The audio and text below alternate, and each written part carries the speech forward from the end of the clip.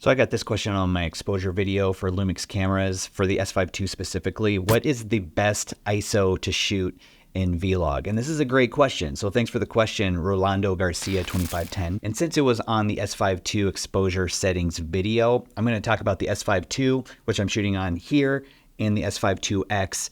They are both dual native ISO cameras. So what does dual native ISO mean when it comes to shooting with these cameras? Well, the S5ii and the S5ii have a low frequency and a high frequency when it comes to ISO. The low frequency is 640 and the high frequency is 4000. So when you're shooting in vlog, that is as low as you can go with the base. And what the native part means is that it is the best performance at those frequencies. So 640 at the low end, you're gonna have the best dynamic range, best look. And then at the high frequency at 4000, it means that you're gonna have that same performance without introducing any type of noise or artifacting to the image. So think of it as almost like flipping a switch from the low to the high frequencies. So when the light comes in, it's going to hit that circuit and send it straight through. But then if you go to that high frequency, think of it as like flipping a switch to where now the light comes in and it just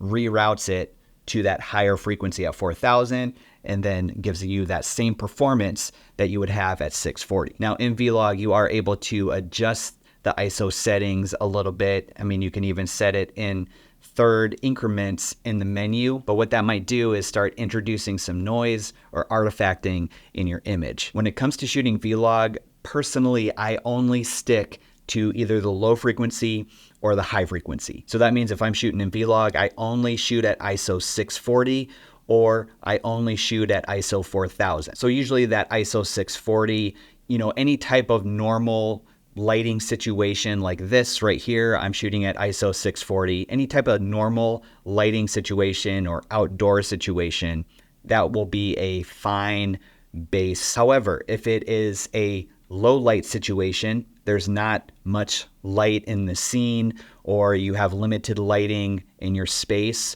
you can shoot at that 4000, that ISO 4000, and you'll have the same performance as if you were shooting at ISO 640. Now, one of the things I do on the S5ii and the S5ii to kind of speed up this process so you don't have to hit the ISO button and then kind of like filter through all of the ISO settings to get to the, right ISO base that you need, I set up a shortcut on the S5ii and the S5ii so that I can just switch real quick from that low frequency to that high frequency if I need to. If it's a different scene and I have different lighting in that scene, I can very quickly switch from the low to the high. So what you can do is pick one of these buttons on the S5ii or the S5ii. I actually have it on the dial, and then I just press that and set up my shortcut there.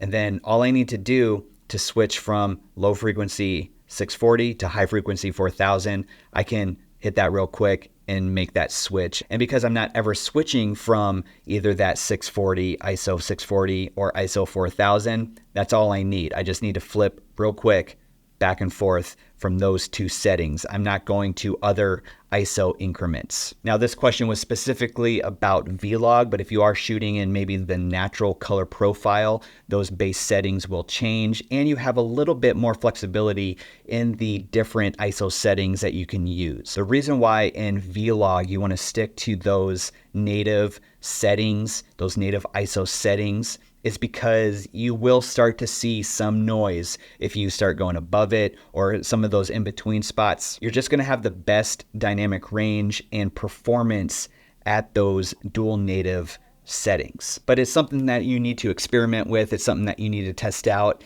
and, go play around with the different settings. See if you start seeing some noise in your image, based on the content that you're making. So remember, the S5ii and the S5ii are dual native ISO cameras. So you have a low frequency, base frequency of ISO 640, and then you have a high frequency ISO 4000 where you will get the best performance out of these cameras at those ISO settings. So thanks again for that question. It was a fantastic question, and hopefully this video helps. Now, if you have other questions about exposure on the S5ii and the S5ii and how to nail your exposure every single time, make sure you check out this video that's popping up on your screen right here. I go through all of the different tools, the settings that these cameras have that you won't miss exposure anytime you go and shoot, you'll nail it every single time. Thanks so much for watching. I'll catch you in the next video.